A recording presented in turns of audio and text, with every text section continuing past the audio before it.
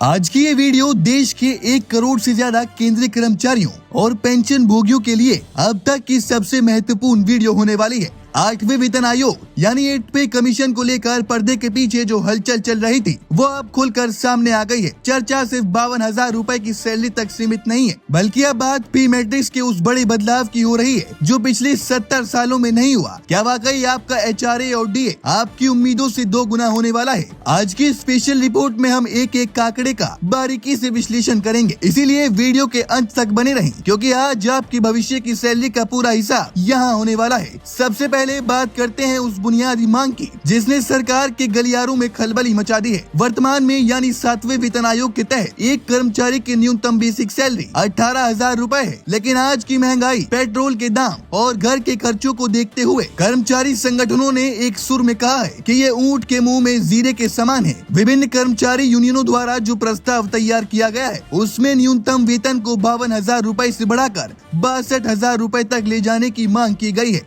तर्क ये दिया जा रहा है कि जब पिछले 10 वर्षों में प्रति व्यक्ति आय और GDP में इतनी बढ़ोतरी हुई है तो कर्मचारियों की बेसिक सैलरी में भी उसी अनुपात में इजाफा होना चाहिए। अगर ये मांग मान ली जाती है तो निचले स्तर के कर्मचारियों की आर्थिक स्थिति में एक क्रांतिकारी बदलाव आएगा। अब आइए समझते हैं उस साइंस को जिसे फिटमेंट फैक्टर कहा जाता है।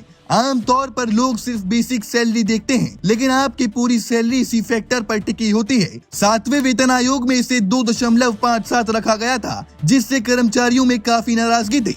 अब 8वें वेतन आयोग के लिए मांग की जा रही है कि फिटमेंट फैक्टर को कम से कम 3.15 या 3.68 रखा जाए। कुछ कट्टर संगठन तो इसे 5 तक ले जाने के पक्ष में है। अगर हम 3.68 के आंकड़ों को भी पकड़ें तो आपकी सैलरी में सीधे 40% से ज्यादा की शुद्ध बढ़ोतरी होगी। इसका मतलब है कि सिर्फ बेसिक ही नहीं बल्कि आपके तमाम भत्ते भी इसी मल्टीप्लायर के साथ ऊपर भागेंगे। ये वो आंकड़ा है जिस पर सरकार और यूनियन के बीच सबसे बड़ी खींचतान होने वाली है। सैलरी का एक बड़ा हिस्सा होता है HRA यानी हाउस रेंट अलायंस। मौजूदा नियमों के मुताबिक शहरों को X, Y और Z कैटेगरी में बांटा गया है, लेकिन 8वें वेतन आयोग में मांग की गई है कि इन कैटेगरीज को फिर से रिवाइज किया जाए। आजकल छोटे शहरों Z कैटेगरी में भी मकान किराया आसमान छू रहा है, इसीलिए प्रस्ताव दिया गया है कि न्यूनतम HRA को भी एक सम्मानजनक स्तर पर लाया जाए। साथ ही बच्चों की शिक्षा के लिए मिलने वाले अलायंस CEA, हॉस्टल सब्सिडी और रिस्क अलायंस को भी आज की महंगाई के हिसाब से 2 गुना करने की योजना है।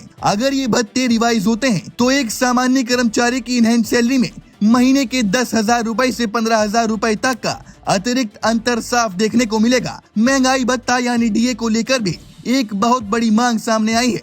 कर्मचारी संगठनों का कहना है कि जैसे ही DA 50% की सीमा को पार करे उसे तुरंत बेसिक सैलरी में मर्ज कर देना चाहिए। इससे फायदा ये होता है कि आपकी अगली सैलरी कैलकुलेशन नई बेसिक पर होती है, जिससे कंपाउंडिंग बेनिफिट मिलता है। 8वें वेतन आयोग की रिपोर्ट में इस मर्जर के फॉर्मूले को स्थायी बनाने पर विचार किया जा रहा है ताकि कर्मचारियों को हर 6 महीने में होने वाली महंगाई की मार से बचाया जा सके। ये वीडियो हमारे उन बुजुर्ग साथियों के लिए भी है जिन्होंने अपनी पूरी जिंदगी देश की सेवा में लगा दी। 8वें वेतन आयोग की सिफारिशें लागू होते ही पेंशन की राशि में भी जबरदस्त उछाल आएगा, लेकिन इससे भी बड़ा मुद्दा है पुरानी पेंशन योजना यानी OPS। देश भर में OPS को लेकर जो आंदोलन चल रहा है उसका दबाव 8वें वेतन आयोग के गठन पर साफ देखा जा सकता है। सूत्रों की माने तो आयोग अपनी रिपोर्ट में NPS में सुधार या फिर गारंटीड पेंशन का कोई बीच का रास्ता निकाल सकता है, जो पेंशन भोगियों के लिए एक बड़ी जीत साबित हो सकती है। अब सबसे बड़ा सवाल, ये सब जमीनी हकीकत कब बनेगा? देखिए, जनवरी 2026 की डेडलाइन अब बहुत करीब है। सरकार ने पहले ही विभिन्न शहरों में बैठकों का सिलसिला शुरू कर दिया है।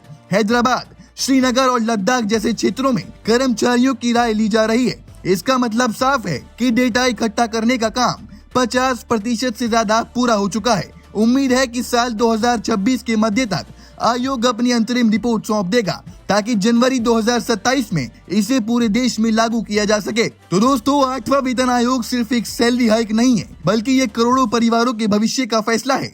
सरकार के सामने चुनौती बड़ी है क्योंकि उसे बजट का भी ध्यान रखना है और कर्मचारियों की जायज मांगों का भी। आपको क्या लगता है, क्या सरकार 52,000 रूपए की बेसिक सैलरी और 3.68 के फिटमेंट फैक्टर पर राजी होगी या फिर कर्मचारियों को एक बार फिर से संघर्ष करना पड़ेगा? अपनी कीमती राय हमें कमेंट सेक्शन में जरूर लिखिए और इसे अपने व्हाट्सएप ग्रुप्स में शेयर करें ताकि हर कर्मचारी तक ये जानकारी पहुंच सके। 8 पे कमीशन की पल पल की खबरों के लिए हमारे चैनल विधायक दर्पण को सब्सक्राइब कर लीजिएगा।